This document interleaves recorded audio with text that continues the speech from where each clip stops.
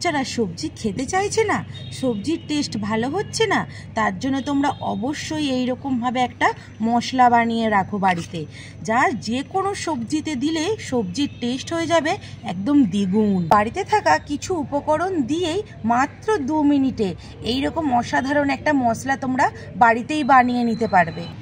নমস্কার বন্ধুরা, মৌমিতা ইয়াম্মি কিচেনে তোমাদেরকে অনেক স্বাগত। আজকেও আমি চলে এসেছি নতুন একটা রেসিপি নিয়ে। আর আজকে আমি অসাধারণ একটা রেসিপি বানাবো। আর আজকে যে রেসিপিটা বানাবো একটা মশলার রেসিপি।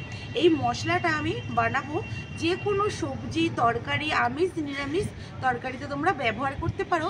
চিকেন, মাটন, মাছ সবেতেই ব্যবহার করতে পারবে।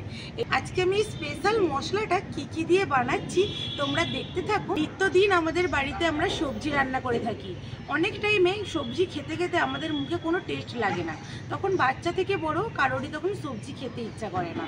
এইরকমভাবে মশলা বানিয়ে রাখলে 1 চামচ করে মশলা সবজির মধ্যে দিয়ে দিলে সবজির স্বাদ একদম দ্বিগুণ হয়ে যাবে। আর এই সবজির মশলাটা তোমরা অবশ্যই আমার মতো বানিয়ে রেখে দেবে। এই মশলাটা আমিও আগে বানিয়ে রেখেছিলাম। সবজিতে দিলেই বাড়ির সবাই খেয়ে নেয় খুব খুশি হয়ে। আর সবজি যেমনভাবেই রান্না করি খুব সুন্দর টেস্ট চলে আসে যখন এই স্পেশাল মশলাটা দিয়ে দিই। এই মশলাটাই ভাবলাম বন্ধুদের সাথে আজকে শেয়ার করি আমি কি দিয়ে এই স্পেশাল মশলাটা বানাই। তো বন্ধুরা চলে দেখো এখানে আমি কি মশলা নিয়েছি। এখানে নিয়েছি জিরে, ধনে তোমরা পরিমাপটা পুরো সমান সমান নেবে। আমি এখানে 2 চামচ জিরে নিয়েছি, এখানে 2 চামচই নিয়েছি ধনে, এখানে কয়েকটা নিয়েছি লবঙ্গ, এখানে নিয়েছি জয়িত্রী 2টো, এখানে 2টো বড় এলাচ, এখানে কয়েকটা দারচিনি 4টে-5টা। আমি এইভাবে ছোট ছোট সাইজ বলে 4টে নিয়েছি, তোমরা একটু বড় সাইজ হলে একটাই নিতে পারো। এখানে নিয়েছি 14টা এলাচ, এখানে নিয়েছি 4টে শুকনো লঙ্কা, আর নিয়েছি 2টো তেজপাতা। এখানে বড় বড় সাইজের তেজপাতা বলে 2টো নিয়েছি, ছোট হলে তোমরা 3টে নিতে পারো। এখানে আমি পুরো পরিমাপটা তোমাদেরকে সব বুঝিয়ে দিলাম, কতটা কি আমি পরিমাপে মশলা নিয়েছি। পরিমাপটা তোমাদের যদি মশলা সব ঠিকঠাক থাকে মশলাটাও খুব সুন্দর হবে। বন্ধুরা সবার প্রথমে আমি আজকে উনুনটা ধরিয়ে নেব মশলাগুলো একটু ভাজার জন্য। উনুনটা ধরিয়ে নিয়েছি, এক এক করে সব মশলাগুলো আমি এখন কড়ার মধ্যে দিয়ে দেব।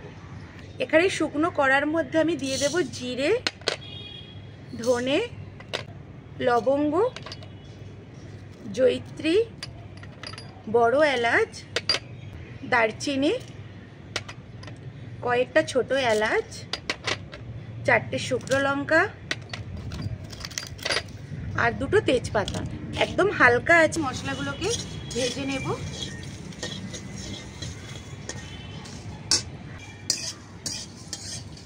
বন্ধুরা এখানে মশলাটা আমার সব ভাজা হয়ে গেছে, আর এখানে খুব বেশি কড়া করে ভাজবো না, তাহলে মশলার গন্ধটাই সব চলে যাবে। এখন এখানে আমি এই কড়া থেকে শুকনো মশলাগুলো নামিয়ে রাখবো। মশলাগুলো এখন আমি কড়া থেকে নামিয়ে একটা প্লেটের মধ্যে ঢেলে নিই। দেখেছো মশলার কালারটা এইরকমভাবেই মশলাগুলো ভেজে নিতে হবে। এখানে কিন্তু মশলাগুলো একটুকু পুড়ে যায়নি, হালকা একটু লাল হয়েছে। মশলাটা একটু ঠান্ডা হওয়া পর্যন্ত আমি অপেক্ষা করব। বন্ধুরা এখানে মশলাগুলো ঠান্ডা হয়ে গেছে। এখানে আমি একটা মিক্সিং জার নিয়েছি, এটার মধ্যে মশলাগুলোকে দিয়ে একটু গুঁড়ো করে নেব। আমি এখানে মিক্সিং জারে গুঁড়ো করছি, তোমরা চাইলে শিলনোড়াতেও গুঁড়ো করে নিতে পারো। তেজপাতাগুলো দেখো কতটা সুন্দরভাবে ভাজা হয়েছে, মর করে ভেঙে যাচ্ছে। তেজপাতাগুলো আমি একটু ভেঙেই দিলাম, কারণ মিক্সির মধ্যে গোটা গোটা তেজপাতা একটু অসুবিধা হবে। আর এখন এই মশলাগুলোকে সব আমি মিক্সির মধ্যে দিয়ে দিচ্ছি। মিক্সির চাপাটা বন্ধ করে দিয়ে এটাকে একটু আমি গুঁড়ো করে নেব। বন্ধুরা মশলাটা আমি গুঁড়ো করে নিয়ে চলে এসেছি, এখন ঢাকনাটা খুলে নেব। এই দেখো কত সুন্দরভাবে গুঁড়ো করা হয়ে গেছে। আর যা ঢাকনাটা খুলেছি অসাধারণ একটা গন্ধ বেরিয়েছে মশলাটা থেকে। এই মশলাটা বাড়িতে তোমরা বানিয়ে রাখতে পারো 3-4 মাস ধরে। একবার করে বানালে 3-4 মাস তোমাদের হয়ে যেতে পারবে। মশলাটা এখন আমি একটা প্লেটের মধ্যে ঢেলে নিচ্ছি, ঢেলে তোমাদের ভালো করে দেখিয়ে দিচ্ছি।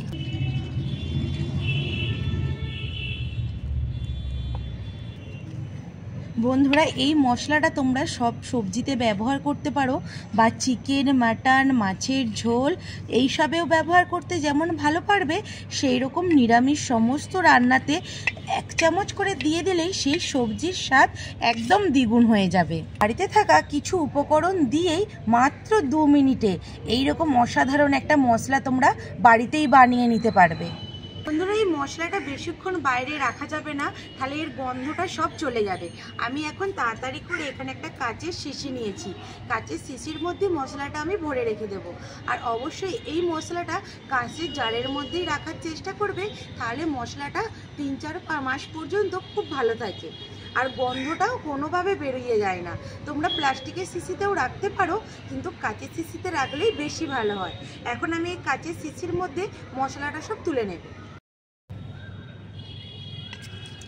মশলাটা তুলতে তুলতে এতটা সুন্দর গন্ধ বেরিয়েছে, এই গন্ধটাতেই মনে হচ্ছে সবজির টেস্ট দ্বিগুণ থেকে অতি দ্বিগুণ হয়ে যাবে। আর কেউ ধরতে পারবে না যে তোমরা কি মশলা দিয়ে বাড়িতে রান্না করেছো।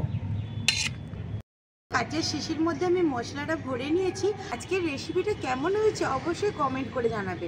ভালো লাগলে একটা লাইক করে দেবে আর বন্ধুদের সাথে অনেক অনেক অনেক শেয়ার করে দেবে। আর যারা এখন আমার চ্যানেলটা সাবস্ক্রাইব করোনি, প্লিজ প্লিজ প্লিজ আমার চ্যানেলটা সাবস্ক্রাইব করে আমার পাশে থাকবে। ফেসবুক থেকে দেখে থাকলে পেজটিকে ফলো করে দেবে। আর বন্ধুরা, তোমরা আমাকে সাপোর্ট করো। আমি যতটা এগিয়ে এসেছি সেটা মাত্র শুধু তোমাদের জন্য। বন্ধুরা, তোমরাই পারো একটা ছোট্ট চ্যানেলকে একটু বড় করে এগিয়ে নিয়ে যেতে। তার জন্য তোমাদের সাপোর্ট আমার খুবই প্রয়োজন। তোমরা প্লিজ আমাকে সাপোর্ট করো, আমার পাশে থেকো। আর আমার সমস্ত রেসিপিগুলো প্লিজ তোমরা দেখো। খুব সুন্দর সুন্দর রেসিপি রয়েছে আমার চ্যানেলে। যারা এখনও দেখোনি, প্লিজ সেই বন্ধুরা গিয়ে অবশ্যই মৌমিতা ইয়াম্মি কিচেনে গিয়ে এই রেসিপিগুলো দেখে আসো। রেসিপিটা আমি আজকে এখানেই শেষ করছি। আর দেখা হবে আবার একটা নতুন কোনো রেসিপি নিয়ে। ততক্ষণে ভালো থাকবে, সুস্থ থাকবে। আবার দেখা হবে নতুন কোনো রেসিপি নিয়ে। ততক্ষণে টাটা।